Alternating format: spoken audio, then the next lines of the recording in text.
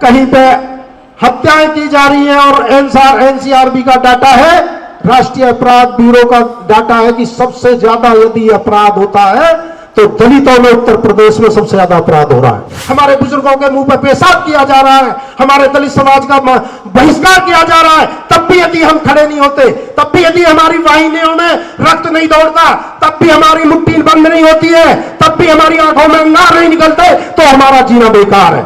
और एक पार्टी जो केवल बरसाती मेंढक की तरह चुनाव के समय पर आती है और आपको बहुजन समाज के नाम पर वोट लेने का काम करती है, और जब पूरे प्रदेश में दलितों पर सबसे ज्यादा अपराध हो तो उस पार्टी का जो सत्ता में उपस्थित पार्टी है उसके पीठ थपथपाती है और कहती है कि ये सरकार बहुत अच्छा काम कर रही है। करके अपनी बात शुरू करता हूं। भीम आर्मी और आजाद समाज पार्टी के लिए कि जुल्म की रातों से नहीं डरते, बुरे हालातों से नहीं डरते, और तुमको बता देंगी ये तारीखें कि हम किसी बात से नहीं डरते, हम किसी बात से नहीं डरते। एक बात और कि अब हवाई करेंगी रोशनी का फैसला, और जिस दिए में जान होगी वो रह जाएगा, वो रह जाएगा। आजाद समाज पार्टी के राष्ट्रीय अध्यक्ष एडवोकेट चंद्रशेखर आजाद जी वही दिया है जो इस प्रदेश को नहीं, इस जिले को नहीं, इस पूरे देश को रोशन करने के लिए जिन्होंने जन्म लिया। मान्यवर साहब और बाबा साहब के मिशन को ऊंचाइयों पर ले जाने के लिए जिन्होंने जन्म लिया है। मैं एक भूल गया, हमारे संचालक बहुत ही सुबह से संचालन कर रहे हैं कपिल आजाद जी, इनका भी स्वागत करते हुए। और मान्यवर साहब की बात है कि उन्होंने कहा था कि मुर्दा लोग मिशन नहीं चलाते और जिंदा लोग मिशन को रुकने नहीं देते, और स्वाभिमानी लोग संघर्ष की परिभाषा पहचानते हैं। आप स्वाभिमानी लोगों को भी मैं नमन करता हूं, वंदन करता हूं। एक बात आपसे कहता हूं, देखो मुर्दे तो मिशन को चलाते नहीं और जिंदा रुकने नहीं देते, लेकिन यदि जिंदा हो तो जिंदा नजर आना चाहिए। मैं ये बात क्यों कह रहा हूं कि प्रदेश और केंद्र में आज हिटलरशाही और तानाशाही की सरकार है।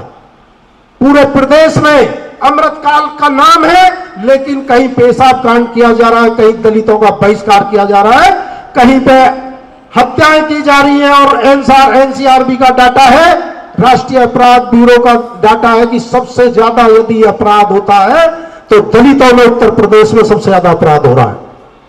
सबसे ज्यादा यदि हक अधिकार छीने जा रहे, बोलने की आजादी छीनी जा रही है, तो उत्तर प्रदेश में छीनी जा रही है, क्योंकि यहां एक शासक, एक बादशाह, वो अपने आप को हिटलर समझ बैठा है। उसका जातिवाद का चश्मा उसके ऊपर चढ़ा हुआ है। उसे केवल मुस्लिम और दलित ही दिखाई देते हैं जिनके खिलाफ उसका बुलडोजर चलता है। अपनी जाति की यदि बात आती है तो वो बुलडोजर पीछे हट जाता है, और यदि पता चल जाए कि सामने वाला दलित है, मुस्लिम है, तो उसका मकान भी टूटता है, उसमें मुकदमा भी होता है, वो जेल के पीछे भी जाता है।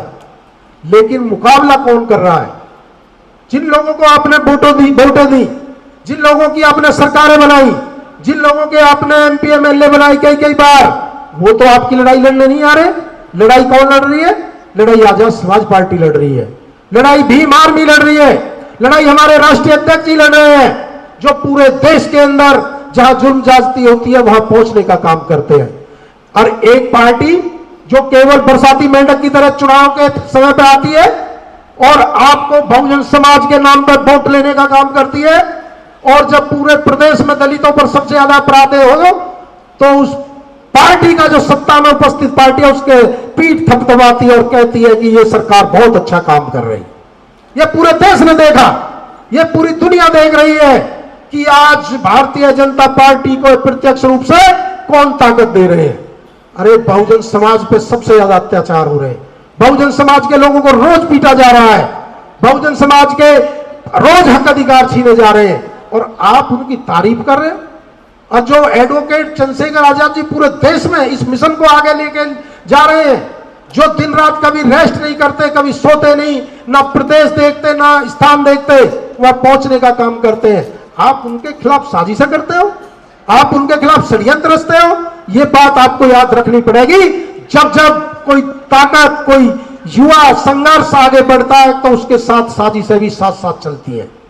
मैं कहना चाहता हूं मेरे बहुजन समाज के लोगों, यदि दलित समाज का उत्पीड़न रोकना चाहते हो, अपना मान सम्मान बचाना चाहते हो, अपना स्वाभिमान बचाना चाहते हो, तो 30 नवंबर को दिखा दो ये सैलाब, 30 सितंबर को दिखा दो, 30 नवंबर को, कि मुजफ्फरनगर से एक आंधी चलेगी जो लखनऊ तक तूफान बनने का काम करेगी। और जब जब पश्चिम उत्तर प्रदेश ने आह्वान भरा है, बड़े से बड़े तख्त टूट गए हैं, बड़े बड़े साम्राज्य बिखर गए हैं और बड़े बड़े हिटलरशाही की कुर्सी उनके नीचे से खिसक गई है। तो आपको 30 नवंबर को उस ताकत के साथ आना है और यह दिखाना कि आजाद समाज पार्टी और भीम आर्मी के लोग जिंदा हैं।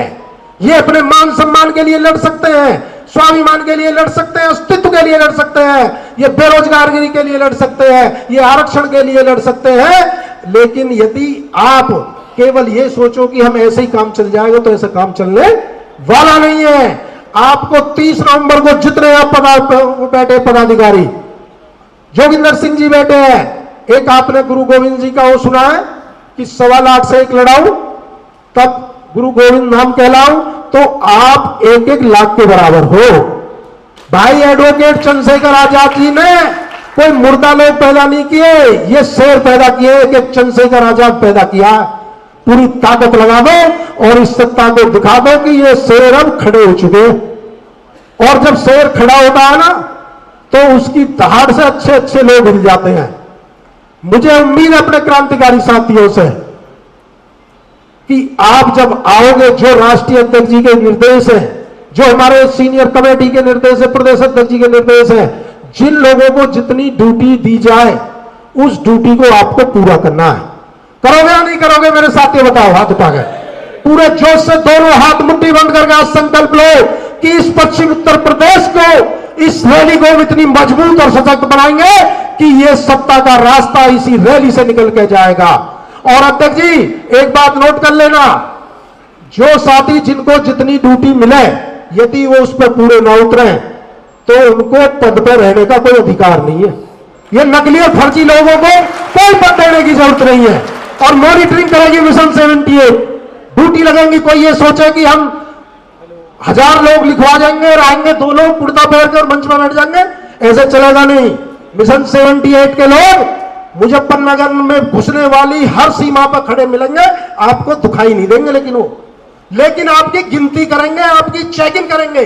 क्योंकि एडवोकेट चंद्रशेखर आजाद जी जब ईमानदारी से काम करते हैं, जब संघर्ष करते हैं, जब रासुका लगवाते हैं, अपने ऊपर गोली चलवाते हैं, अपने ऊपर मुकदमे लगवाते हैं, लेकिन वो फिर भी काम को नहीं छोड़ते। और यदि एक दिन उनके आह्वान पर जब अस्मिता की बात आई है, जब स्वाभिमान की बात आई है, जब दलित समाज के गौरव की बात आई है, मुस्लिम समाज के मान सम्मान की बात आई है, पिछड़ों के सम्मान की बात आई है, हमारे महापुरुषों के सम्मान की बात आई है, हमारे बुजुर्गों के मुंह पर पेशाब किया जा रहा है, हमारे दलित समाज का बहिष्कार किया जा रहा है, तब भी यदि हम खड़े नहीं होते, तब भी यदि हमारी वाहिनियों में रक्त नहीं दौड़ता, तब भी हमारी मुट्ठी बंद नहीं होती है, तब भी हमारी आंखों में अंगार नहीं निकलते, तो हमारा जीना बेकार है। उससे तो हम मुर्दे अच्छे हैं, क्योंकि मुर्दे ना तो बोलते हैं, ना सवाल करते हैं, ना वो कोई प्रतिक्रिया देते हैं। तो उससे बढ़िया तो मुर्दे ही रहे, फिर हमें जिंदा होने का क्या फायदा।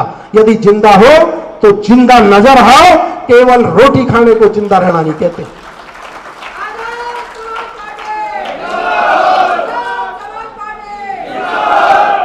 ये रैली उत्तर प्रदेश के इतिहास में मिसाल बनेगी, मुझे इतना विश्वास है।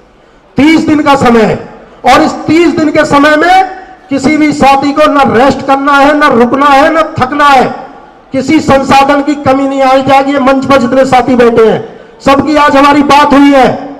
आप जितने लोग ला सकते हैं उतने लाओ। आपको गाड़ियों की, वाहनों की, जो मंच पे कोर कमेटी की टीम बैठी है, हमारे नेता बैठे, एक पैसे की कमी नहीं आने देंगे। बताओ, हमारे सब नेता हाथ उठाकर बताओ, कोई पैसे की कमी आएगी रैली में?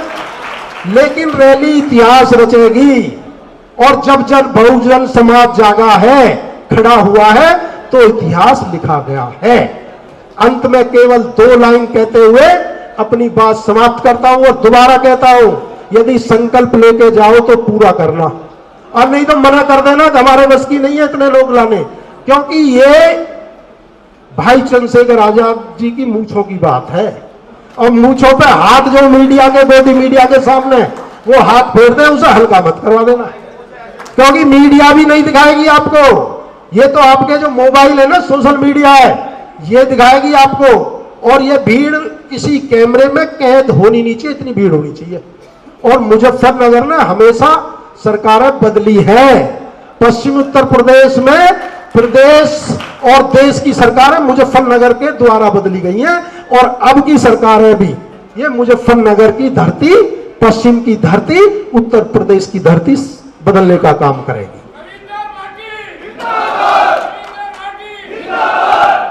अंत में 2 लाइन कह के अपनी बात समाप्त करता हूं कि जो तौर है दुनिया का, उस तौर से बोलो, और ये भैरव की सरकार है, जरा जोर से बोलो। जय भीम, जय भारत, धन्यवाद। बहुत बहुत शुक्रिया।